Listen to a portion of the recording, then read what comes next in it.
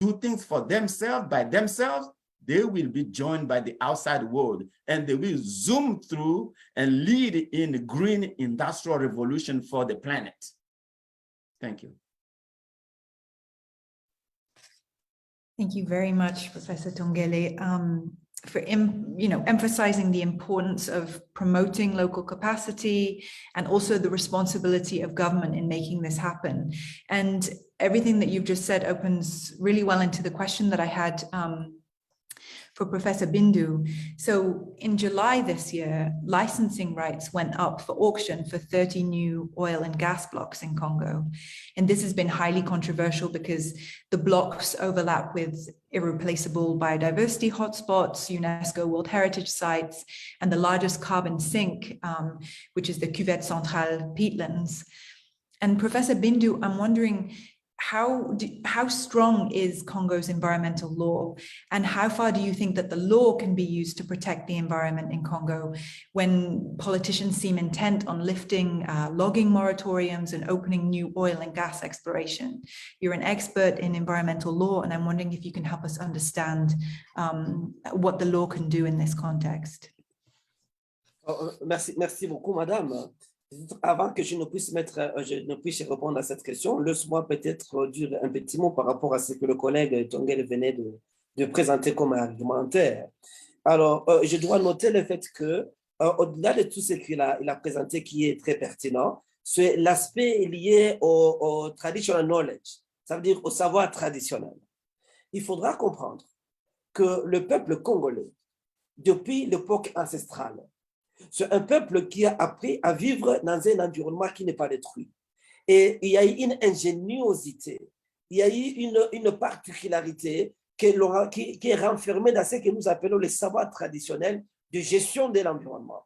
Et ce savoir traditionnel constitue une technologie, c'est le concept seulement qui peut-être n'a pas été mis en vogue quand on parlait de la nouvelle technologie. Mais déjà, il y a une manière au Congo, il y a une manière avec les ancêtres, déjà avec depuis des années au Congo, la gestion, la protection de l'environnement dans nos milieux ruraux, dans nos milieux traditionnels, dans notre culture. La gestion de l'environnement fait partie de notre culture. Ça veut dire qu'on n'a pas à amener une nouvelle dimension de la gestion de l'environnement parce que les gens ont déjà tous les atouts, les gens ont déjà toutes les connaissances, mais il faut tout simplement peut-être trouver une adaptation parce que la société est tellement qu'elle est dynamique et que nous sommes appelés à faire avec d'autres nations. Il faut maintenant que nous puissions adapter ce que nous avons comme compréhension, ce que nous avons comme ingéniosité, ce que nous avons comme particularité avec les autres nations pour le besoin de l'humanité. Et donc, c'est là que je voudrais dire, les communautés locales au Congo, ici particulièrement, ce sont des communautés qui ont des connaissances qui doivent certainement être renforcées, mais il y a déjà une base autour de la question liée à l'environnement. Deuxièmement, il faudrait que les communautés trouvent des réponses à leurs besoins. Chez nous, ici, dans la tradition bantou congolaise, ici, il faut retenir que l'environnement constitue ce que nous pouvons appeler le supermarché du peuple congolais. L'environnement constitue la pharmacie. Parce que toute la fois que l'on est malade, le peuple et les communautés locales ne vont pas dans les pharmacies modernes. Le peuple se ressource dans la brousse, dans la forêt pour trouver des réponses à leurs besoins liés à la santé. Ici aussi, le supermarché, l'environnement, parce que dans l'environnement, on répond aux besoins d'ordre sanitaire, mais aussi alimentaire. L'environnement apporte réponse aux besoins sanitaires de la population. Mais aussi, quatrièmement, c'est de noter que cet environnement que nous avons, dans lequel nous vivons, il y avait moins de maladies pendant que l'on veillait sur cet environnement. C'est avec ce changement climatique qu'il y a aussi une affectation, il y a des nouvelles maladies qui se développent et auxquelles on a des difficultés à trouver des réponses. Mais déjà, dans le premier moment, l'environnement dans son sens aussi classique, dans la forêt, le citoyen congolais, il a des réponses à ce problème à partir de son environnement. Alors, partant de la loi, quelle peut être la réponse de la loi dans la gestion de l'environnement? À quoi sert la loi? À quoi sert le droit dans la protection de l'environnement? Il est dit, on ne peut jamais penser avoir une bonne protection de l'environnement si les comportements de ceux-là qui dégradent l'environnement ne sont pas sanctionnés. Le droit a trois dimensions. Le droit a une dimension préventive, le droit a une dimension dissuasive et le droit a une dimension curative.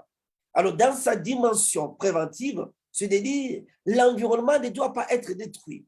Parce qu'il y a un principe d'or en matière d'environnement. Le principe d'or, c'est de dire la prévention vaut l'appel. La prévention, c'est la règle d'or. Parce que ce qui est détruit ne peut jamais être rétabli. Quand on détruit l'environnement, on ne peut pas penser qu'on va ramener l'environnement à son état initial. Loin de là. Alors, dans ce cas-là, le droit vient prévenir certains comportements. Il dit il ne faut pas détruire, mieux c'est de ne pas détruire. C'est là même que le principe de pollueur-payeur, il est discutable. Parce que quand on dit principe pollueur-payeur, autrement, c'est une espèce de la dictature de l'argent, mais aussi, on donne la piste aux grands pollueurs à continuer à polluer, mais à la seule condition, vous avez l'argent, vous achetez les crédits. Donc là, on a déjà détruit. C'est pourquoi on dit le principe, il est accepté aujourd'hui, mais c'est un principe qui constitue une menace à l'environnement. Parce qu'on devait agir en amont et pas en aval. Ce qui est détruit est détruit. Et deuxièmement, nous disons que le droit a une dimension dissuasive. Ça voudrait, une dimension dissuasive, ça voudrait dire, lorsque quelqu'un a violé, il y a des atteintes environnementales qui constituent donc des infractions, c'est lui qui a commis cette infraction, celui qui a détruit l'irréparable devra subir la rigueur de la loi. C'est là qu'on trouve que la sanction ne jouera pas non seulement contre la personne qui subit la sanction, mais aussi la société dans son ensemble. Et devra comprendre que lorsque vous détruisez l'environnement, voilà la sanction qui vous sera infligée. Et dans ce sens-là, chacun se met en ordre pour ne pas subir cette rigueur de la loi. Et l'environnement sera sauvé et sera protégé. Ça, c'est le droit qui joue ce rôle. Troisième rôle du droit, c'est la dimension curative. La dimension curative, c'est de dire, écoutez, lorsque vous avez détruit, il faut réparer. Nous, en droit, nous disons, tout fait quelconque de l'homme qui cause des préjudices nécessite une réparation. Alors, les victimes, la destruction de l'environnement, suite aux actes de certaines entreprises, ces victimes-là ont droit à des réparations. Il faut qu'ils trouvent leur droit à la réparation. Alors, comment ils vont trouver leur droit à la réparation lorsque ces victimes sont abandonnées? Alors, il faudrait que les victimes aient la possibilité d'aller devant le juge et les juges instruits, et après avoir instruit, non seulement on dédommage ceux qui ont été atteints, donc ceux qui ont subi le préjudice, mais aussi, comme la protection de l'environnement a une dimension d'ordre public, il faudrait que les mêmes personnes subissent la rigueur de la loi et faire la prison. Et là, ça serait une manière de pouvoir enseigner à la société que, écoutez, nous avons intérêt à protéger et pas à détruire l'environnement. Et donc, avec ces trois dimensions, très facilement, on peut se dire que le droit devient un outil indispensable pour la protection de l'environnement. Cependant, ça serait un problème si ce droit est utilisé par les acteurs politiques comme un outil pour se faire l'argent et détruire l'environnement. C'est là que je vais toucher l'aspect lié aux 27 blocs pétroliers et les 5 blocs gaziers, tels que le gouvernement congolais l'a annoncé. Eh bien, en termes de politique générale d'un État, ça ne poserait pas trop de soucis.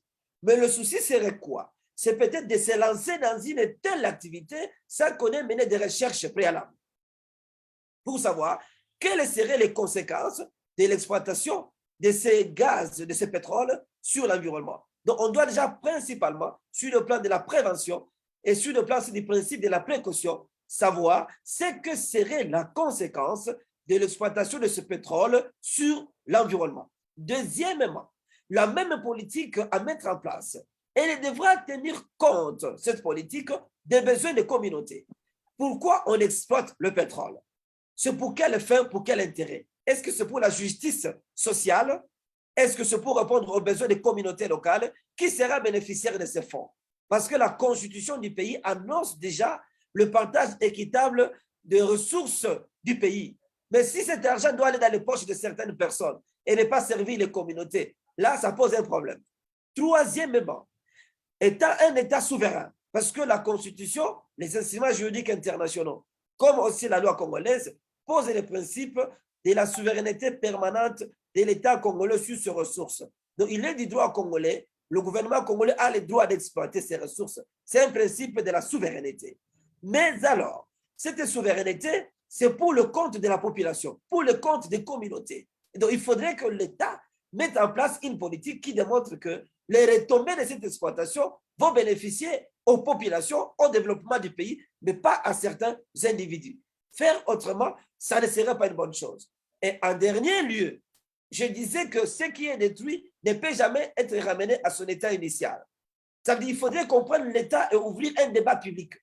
Je voudrais qu'il y ait un débat public, un débat où les intelligences du pays vont se retrouver pour discuter la politique que le gouvernement congolais a déjà élaborée autour de la question, discuter des retombées de cela officiellement et publiquement, présenter la politique nationale du pays autour de cela et quelles seraient les retombées sur le développement du pays. Avec ce genre de démarche, moi je me dis que ça peut être bon pour notre nation de s'engager. Enfin, vous savez qu'il y a certains blocs qui sont dans le site du patrimoine mondial de l'UNESCO. Vous savez que, étant un site du patrimoine mondial de l'UNESCO, il y a aussi certaines exigences, il y a certaines règles. C'est-à-dire que l'État congolais ne peut pas s'engager sans pour autant aussi parler avec l'UNESCO. Et parler avec l'UNESCO, c'est de présenter une maquette bien claire. La loi de 2014 au Congo interdit toute exploitation de ressources ou du pétrole dans les aires protégées. C'est interdit. Mais on dit qu'il y a une possibilité de le faire si jamais, pour des raisons de recherche, on peut autoriser. Et cela, c'est une décision au niveau national et le Parlement doit être convié dans ces discussions. Mais tout ça exige aussi l'étude d'impact environnemental et social. Parce que l'étude d'impact environnemental et social implique la population dans le processus. Et que donc, pour me résumer, je te dis, il y a une nécessité pour le pays de dire qu'on doit exploiter les blocs pétroliers et gaziers en termes généraux, mais ce que nous demandons, c'est qu'on présente d'abord la politique générale liée à cela, associer la population, les retombées, savoir comment ça va se passer, et aussi utiliser la nouvelle technologie de l'information. Parce que la nouvelle technologie va donc nous démontrer comment est-ce qu'on passe à atténuer, prendre des mesures d'atténuation et d'adaptation, utiliser la technologie moderne pour dire que l'exploitation ne sera pas, ou n'aura pas assez d'effet, impact sur l'environnement. Mais il n'y a pas d'exploitation du pétrole à zéro pollution. Il n'y en aura pas. Ça veut dire que quand on s'engage, on prend le risque, il faudrait que l'on soit conséquent et qu'on monte déjà les stratégies nécessaires pour que nous puissions surmonter, à quelque niveau que ce soit, les conséquences qui risquent d'être néfastes sur l'environnement si on ne prend pas des dispositions dès les premiers moments. Voilà ce que je voulais dire en termes de principes de prévention et de précaution et le rôle que le droit doit jouer, la population étant au centre de tout ça. Merci beaucoup, professeur. Vous avez vraiment souligné l'importance d'un côté, la prévention et aussi de la réparation. Et vous avez aussi parlé de la question de qui va bénéficier de toutes ces activités et encore souligner l'importance de la communauté. Donc, je vous remercie vraiment. Et à la fin, vous avez parlé un peu encore de la technologie. Donc, je vais poser une dernière question pour le professeur Tongele.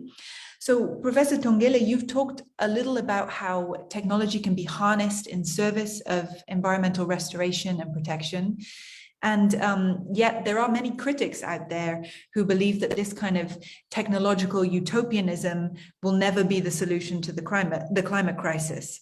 And so I'm wondering if you could explain which technologies you think really offer the best solutions. And thank you, Professor Bindu, for this explanation. And I would like quickly to build on what Professor just said. In French, they say this, on reconnaît un arbre par ses fruits. So a tree is recognized by its fruit. We can look at the government of Bolsonaro in Brazil and the government that takes place in the Democratic Republic of Congo. We know their fruit. We know that they do not do anything for the people. For example, this decision of gas and oil blocks to auction, has there been consultation with the people who live in this area? That's empowering the people who live in the area to be exploited. I don't think so. That's number one. Number two, when we come to Congo, Congo has a refinery in Moanda. Why don't they make it happen? Why don't they make it work? Why don't they make money out of it? Congo has mining, Gécamine, Miba, Kilomoto, that should bring billions of dollars every year. Why should they, why don't they use the money? Where do the money go? Why do they need a new auction of gas and oil that destroy the environment if till now they earn billions of dollars from existing refinery and mining, but the state of road and railroad and infrastructure is in total disrepair? How can we trust them? The people must be consulted first. Not the people in Kinshasa, not the people in Brasilia, but the people in the Amazon, the people in the rural Congo basin. There must be talk in provinces in Congo about this, especially the areas to be auctioned, to find out what do they think, what do they propose on how to use the resources. This has not been done, and this auction should not even start. That's my point. And then now coming to technology, this builds on this. There is no single bullet technology to solve everything. What is meant in the book is this. Like Professor Bintou said, vegetables, trees, leaves are like supermarket of Congo. They provide food, medicine. Therefore, students, the young people should master botany, the science to study trees and their characterizations, their nutritious element and values. It doesn't exist in the Congo.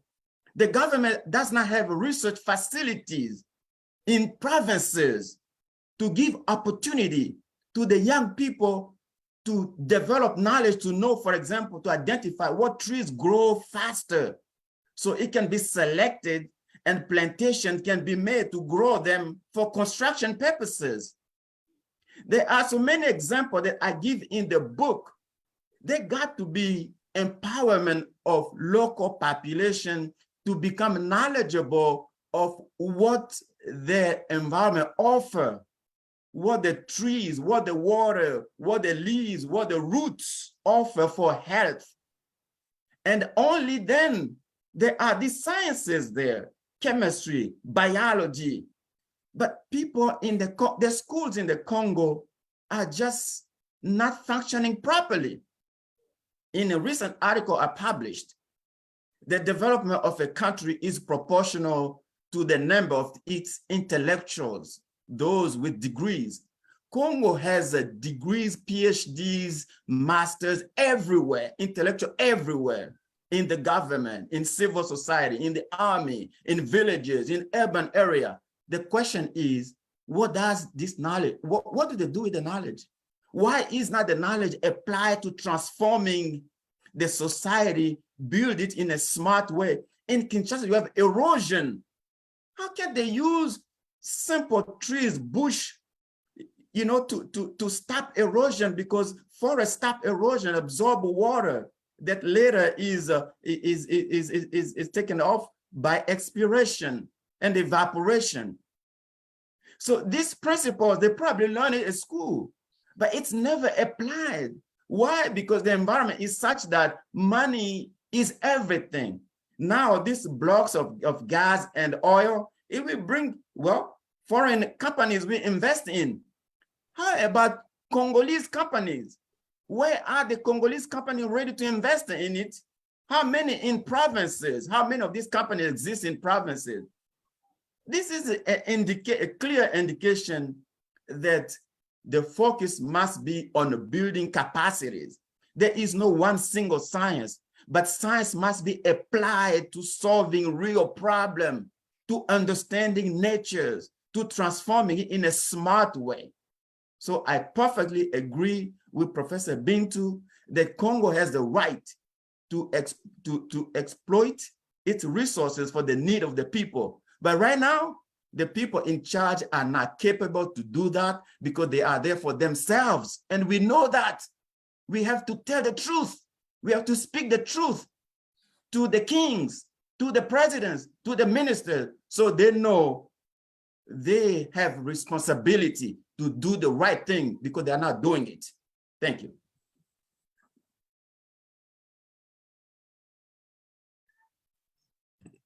Thank you very much, Professor Tongele. You really highlighted the importance of local knowledge, whether that be Congolese intellectuals or whether that be village elders with traditional knowledge at the more local level, and the way that this really needs to be harnessed in order to find solutions. And you also talked about the ways in which this has been thwarted by capitalism and foreign greed and elite capture in Congo. And Professor Bindu, I have one final question for you, and then I'll open up to questions from the audience. So Congo is currently pitching itself both as the new destination for oil investments, as we talked about already, and also the land of climate hope. And it's co-hosting the pre-COP 27 in November. And I'm wondering if you could talk a little about the ways in which Congo could take center stage in the fight against climate change. And also whether you could comment on which of these two visions you think ultimately will win out. Merci, madame. C'est une question très importante que vous posez la question très intéressante. Comment concilier les deux visions? D'un côté, on présente la RDC comme étant l'espoir de l'humanité, parce que j'étais en train de dire d'ailleurs dans mon livre, j'ai dit que le Congo aujourd'hui constitue, c'est l'horloge de l'avenir de l'humanité. Je considère le Congo comme l'horloge. Non, le Congo tient l'horloge de l'avenir de l'humanité. Si on veut parler de l'avenir de l'humanité, c'est le Congo qui est donc une des solutions à l'avenir de l'humanité par ses forêts, par sa biodiversité. C'est une vision et là, nous disons que nous sommes un pays solution. Très bien, très bonne chose. Mais de l'autre côté, vous trouvez qu'il y a une autre vision qui s'oriente dans le sens économique pour dire nous voulons nous développer. Et pour nous développer, nous devons exploiter ce que nous avons comme ressources. Et les ressources, c'est quoi? C'est le pétrole, c'est le gaz. Tout en sachant que le gaz, le pétrole, son exploitation conduit à la dégradation de l'environnement. Ça devient comme un peu contradictoire. Ça devient comme deux visions qui ne se croisent pas. D'un côté, on veut protéger l'environnement. Nous sommes une solution pour l'avenir de l'humanité. De l'autre côté, nous disons, nous sommes un pays souverain. Nous devons exploiter nos ressources pour nous développer. So, now, alors, finalement, où est-ce que nous sommes entre les deux? Et la question, elle a sa raison vraiment d'être posée. Alors, pour moi, vous savez que lorsqu'on parle de développement durable, ça veut dire à partir déjà de la conférence de Rio de Janeiro, nous sommes en 1992. En 1992, le débat a été ainsi posé. Le débat est dit, est-ce que la protection de l'environnement est un frein au développement? Est-ce que le développement est un frein à la question de la protection de l'environnement? On est arrivé à une conclusion, une voie de sortie, c'est de dire, écoutez, les deux ne sont pas contradictoires, mais peuvent marcher ensemble. Il faut seulement appliquer l'intelligence, la pensée, la connaissance. Comme disait le professeur Tongele, nous avons toutes les connaissances. Pourquoi? Nous avons les PhD, nous avons le Masters, nous avons all those things that we have in DRC, avec toutes les connaissances que nous avons. Mais ces connaissances servent à quoi? Mais ces connaissances ne peuvent servir que lorsqu'on est conscient que nous les avons et on les met à profit. Et mettre chacun à sa place, que chacun comprenne que moi, je suis bon dans cela et dans ceci, je ne suis pas bon. Que chaque homme soit placé à sa place. C'est ce qui pourra aider la société. Et que donc, à Rio de Janeiro, on sort avec une solution. La solution, c'est donc le développement durable. Et quand on parle de développement durable, nous voyons les trois piliers du développement durable. Les piliers, il y a la dimension économique, la dimension environnementale, la dimension sociale. Et il faut que ça soit viable et durable. Alors, lorsque nous voyons la dimension économique, la dimension sociale, ça veut dire la protection de l'environnement ne rejette pas la question liée au développement ou à la croissance économique. Alors, il faut donc prendre le temps de réfléchir. Le Congo serait donc solution en quoi? Il y a les mécanismes qu'on appelle les mécanismes de développement propre. Les mécanismes de développement propre qui ont été développés au travers du traité de la Convention cadre des Nations Unies sur le changement climatique et le protocole de Kyoto. Il a été démontré qu'un pays qui se veut être une solution peut concilier les deux, le mécanisme de développement propre, et arriver à la limite, donc, à ne pas détruire l'environnement jusque dans tous les derniers retranchements, mais aussi à se développer, à évoluer. Quand vous prenez le cas du Brésil, parce qu'il n'y a pas que le Congo qui a le pétrole, il n'y a pas que le Congo qui a la forêt, mais vous prenez aussi la forêt indonésienne en Indonésie. Mais l'Indonésie, c'est un pays émergent. Quand vous prenez le Brésil aujourd'hui, par sa forêt, mais le Brésil est un pays émergent. Alors, compte tenu de ces éléments, il revient à la RDC de tirer des leçons, des pays qui se sont bien comportés par rapport à la question de la gestion de l'environnement et de l'exploitation du pétrole. Parce que si on ne concilie pas les deux, ce que nous sommes en train de présenter comme étant notre orientation, je ne veux pas que ce soit un slogan, mais que ce soit une philosophie. Je ne voudrais pas que quand on parle de pays solutions, que ça soit un slogan. Non, ça doit être une pensée, ça doit être une philosophie, avec un contenu réel et présentant à la population. Alors, dans ce cas-là, si nous disons nous allons pour l'exploitation, pourquoi lancer les 27 blocs à la fois? Pourquoi y aller avec 27 à la fois? Non, on peut y aller dans une phase expérimentale, on peut prendre 3, 4, on essaie de voir ce que ça va devoir donner avant de pouvoir se lancer dans le reste. Deuxièmement, on peut tirer des leçons de ce qui se passe à Moanda. À Moanda, nous avons déjà l'exploitation du pétrole depuis beaucoup d'années, mais il faut arriver à Moanda, voir ce qui se passe à Moanda, poser la question aux populations locales, se servir de ça comme exemple pour ne pas commettre les mêmes erreurs, pour ne pas commettre les mêmes bêtises, par exemple. Et quand on tire des leçons de là, on s'est dit, bon, nous voulons nous lancer dans la cuvette centrale. On doit regarder à quel endroit on doit aller. Ça, ce sont les études de faisabilité. Il faut qu'il y ait des études d'impact environnemental et social déjà réalisées pour nous démontrer que nous avons la forêt, nous devons la protéger parce que la vraie économie, la forêt elle-même, on doit voir la contribution de la forêt sur le budget de l'État. Est-ce qu'on a présenté ça? Et vous savez sans ignorer que nous sommes aussi un pays qui a une économie fondée sur le mine. Alors, dans le secteur minier, qu'est-ce qu'on fait? Est-ce qu'avec les fonds que l'on tire du secteur minier, ce fonds injectés dans d'autres secteurs ne peuvent pas contribuer à la croissance économique du pays? Qu'est-ce qu'on fait de ces fonds? Est-ce qu'il y a la transparence dans la gestion de ces fonds? Alors, la gouvernance de tout cela dans le secteur minier, quelles sont les leçons que nous tirons de cela? Avec ces argumentaires, peut-être à un certain niveau, on peut donner raison au gouvernement pour dire, OK, avec ces arguments, nous pouvons vous faire confiance que même l'exploitation du pétrole, vous allez veiller sur la protection de l'environnement. Et en essayant avec 1 ou 2 blocs, pas tous les blocs. Et donc, pour moi, concilier les deux visions, ce n'est pas chose aisée. Je dois mentionner ça. Ce n'est pas chose aisée, mais ça reste quand même possible. Si nous mettons en place l'intelligence, les pensées, et qu'on invite aussi d'autres experts du domaine qui peuvent nous aider à bien avancer. Et au fond, on fait un plan national qui va nous dire que dans les 2 ans, dans les 3 ans, dans les 20 ans, la vision de la RDC, en exploitant ces mines, en exploitant ce pétrole, ce pays sera développé à telle hauteur, on aura telle infrastructure, on aura telles universités. Parce que regardez, on est en train de parler aujourd'hui du fonds pour les générations futures. Alors, le fonds pour les générations futures, comment sont gérés ces fonds? Dans quel compte on place cet argent? Qui veille sur cet argent? Qui plaide de la cause des générations futures? Dans quel projet on investit cet argent? J'accepterais d'ailleurs que nous puissions, par exemple, avoir des universités, ces universités qui auraient des facultés de géologie, et on pourrait former des jeunes Congolais sur comment gérer ces différentes ressources que nous avons sur le plan minéral et autres. Donc, les deux visions sont possibles, mais tout ce que nous demandons au gouvernement, c'est de mettre en place une vision et que la vision soit partagée, soit connue, soit bien pensée, et le pays peut demeurer une solution pour l'humanité et pour le peuple congolais en particulier. Merci beaucoup, professeur Bindou. Vous avez vraiment souligné le fait qu'il faut aussi trouver des modèles pour aussi tirer des leçons. Et Professor Tongele, I don't know if you have anything you'd like to add before we open up to questions. I just wanted to quickly thank Professor Bindu for what he said, because we just come both of us together that you need to use brain.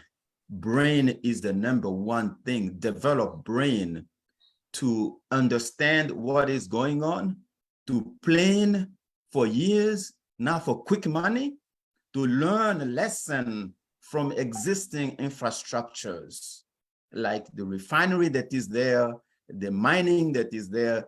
If we learn, like Professor Bindu said, and the government transparently present it to the people, saying here where we are, here is where we are going, here is what we intend to do, here are the steps, here are the mechanism of control, here are how we are going to reach the goal, and check every month, every week, or every month, every year, then there's no problem. Everybody will be aboard. But over the night, cooking something like crooks and coming up with it to the public, they were going to 20, 30 blocks. Come on, people. We are not stupid. We understand you want quick money for yourself, for your pockets. It's not for the people. That's not true. So I really thank Professor Bindu for clarifying this, and I have no further comment. Thank you. Thank you both very much.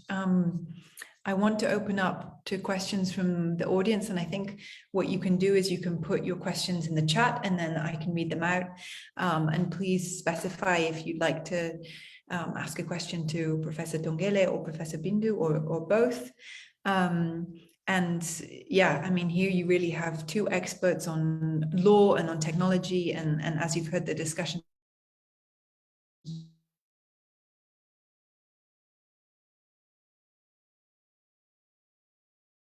really fascinating. So if you have any questions, please do feel free to ask them in the chat. We probably only have time for a couple. People might also be able to use the raise hand function to think about their questions.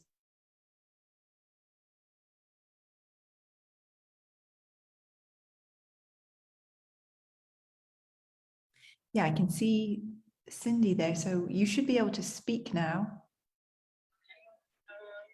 Hi there, good morning to all.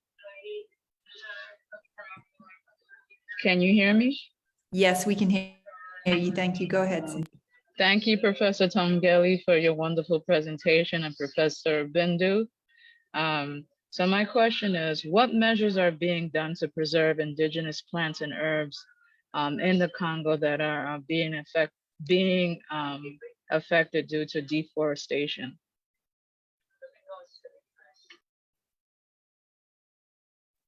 Thank you, Cindy. So either Professor Tongele or Professor Bindu, please feel free to answer. I would just pass it to Professor Bindu first. Merci, merci, chers collègues. Je peux donc commencer. La question, c'est de savoir quelles sont les mesures qui sont prises au Congo pour protéger les connaissances indigènes traditionnelles au pays, pour qu'en exploitant le pétrole, ou peut-être avec la dégradation de l'environnement, est-ce qu'il n'y a pas une menace autour de cela? Je vais prendre l'angle juridique de la question. Donc, il faudra dire que sur le plan de droit, lorsqu'on interroge la loi, notamment la loi sur la conservation de la nature au Congo, qui est la loi de 2014, cette loi annonce, fait mention de connaissances traditionnelles, le savoir traditionnel. Et le savoir traditionnel, c'est en fait veiller sur la protection de toutes ces connaissances de ces communautés locales dans la gestion de leur, non seulement leur environnement, mais aussi la dimension culturelle. La dimension culturelle. Pour voir comment est-ce qu'on peut veiller sur ces richesses-là traditionnelles que nous avons. Et ces richesses traditionnelles trouvent leur origine, leur source dans l'environnement. En fait, il faut dire que nous sommes liés à la terre. Le peuple congolais est lié à sa terre. Le peuple congolais est lié à sa bourse, à sa forêt. Il trouve sa vie dans cette forêt-là. Donc, quand on détruit sa forêt, c'est comme détruire son identité. C'est détruire son identité culturelle. C'est détruire son existence. C'est le faire perdre le repère de son identité. Et que donc, la loi vient conserver et protéger cela par des mécanismes légaux. On sanctionne toute destruction de l'environnement. On sanctionne les atteintes. Mais le problème, c'est quoi? Le problème tourne autour de la gouvernance. Le problème, c'est la mise en œuvre de ces différentes lois. On a comme l'impression que ces lois sont prises pour satisfaire une audience internationale. C'est comme si on a un devoir externe qui est d'ordre exogène et les lois ont presque un caractère extraverti où on ne cherche pas à promouvoir le local et répondre aux besoins locaux. Et donc, il faudra que nos lois ne soient pas taillées à la mesure de l'extérieur, à la mesure de réponse aux besoins des partenaires, mais d'abord à la mesure des besoins des communautés locales, parce que la loi vient résoudre un problème. La loi ne pose pas de problème. La loi vient résoudre un problème. Et dans ce cas-là, quand la loi résout un problème, il y a la stabilité, il y a l'harmonie, parce que l'homme fait partie de l'environnement. L'homme est une espèce dans l'environnement. Et que donc, l'homme doit vivre en harmonie avec son environnement. Et c'est la loi qui va aider cela.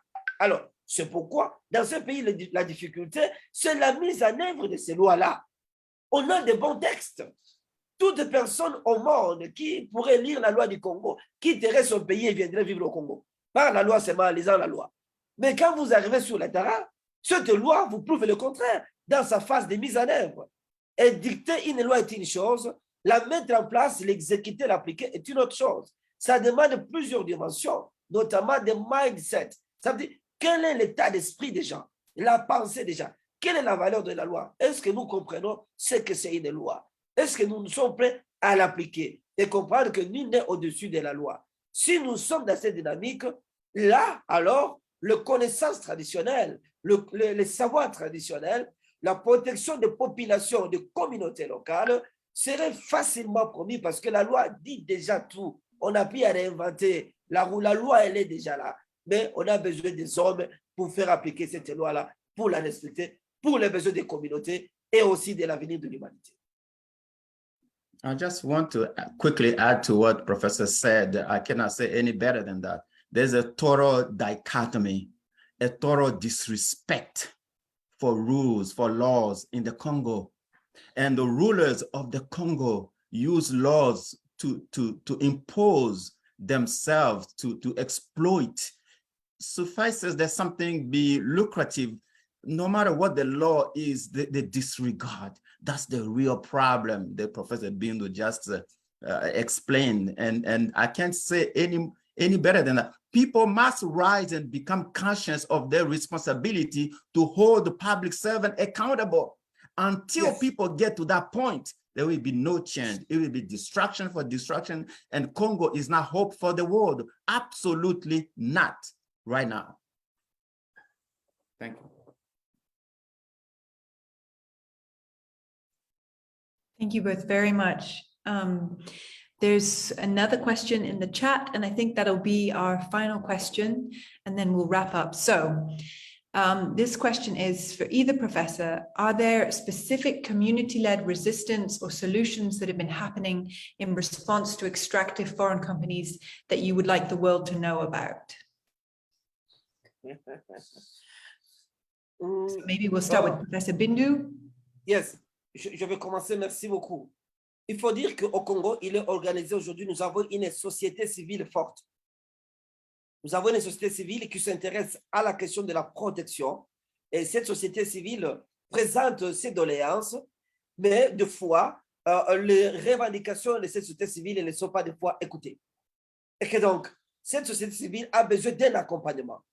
L'accompagnement, mais nous comprenons que la responsabilité, elle est la nôtre. Parce que ce n'est pas l'extérieur qui viendra résoudre nos problèmes. C'est nous-mêmes qui sommes pionniers, acteurs de nos propres problèmes. Et que donc, dans les secteurs extractifs, il y a une société civile forte. Et je crois que je voudrais inviter ici les autres partenaires qui sont d'autres pays, d'autres sociétés civiles, de se joindre à la voix congolaise pour que cette voix de la société civile soit fortement entendue, qu'elle soit audible. Elle est quelque part un peu ignorée, pas trop écoutée, mais elle existe. Il y a lieu de la renforcer, de la soutenir, de l'accompagner, parce que c'est l'avenir de l'humanité qui est en jeu. I can quickly add what Professor said. Grassroots organizations exist, but they are crushed. They are disregarded. Nobody cares. Well, you know, when you are brother of a general or president or in-law or family members. You can walk on anybody in Congo. That's what happened, unfortunately. So Congo's people, grassroots, are left to themselves, helpless. They can't do anything because they don't have power. They are powerless. That's the dilemma. Thank you. Yes, thank you both very much. So we don't have time for any more questions, but I really want to thank our speakers who have really highlighted the importance of drawing on local ingenuity, of strengthening local capacity, and of the importance of Congolese intellectuals, activists, and civil society in solving these problems, and also of the central importance of engaging and empowering local communities who are, after all, the primary stakeholders and stewards of the forest, rather than disregarding them, which is often what happens. And they've also really emphasized the significance of law and of accountability. And I really want to thank you both again for sharing your expertise with us in this really passionate and fascinating discussion. And thank you to the audience for your excellent questions and for being with us today. And thank you also to the organizers, to Friends of the Congo, for organizing this panel. Thank you all, and I hope that we have a chance to continue these discussions.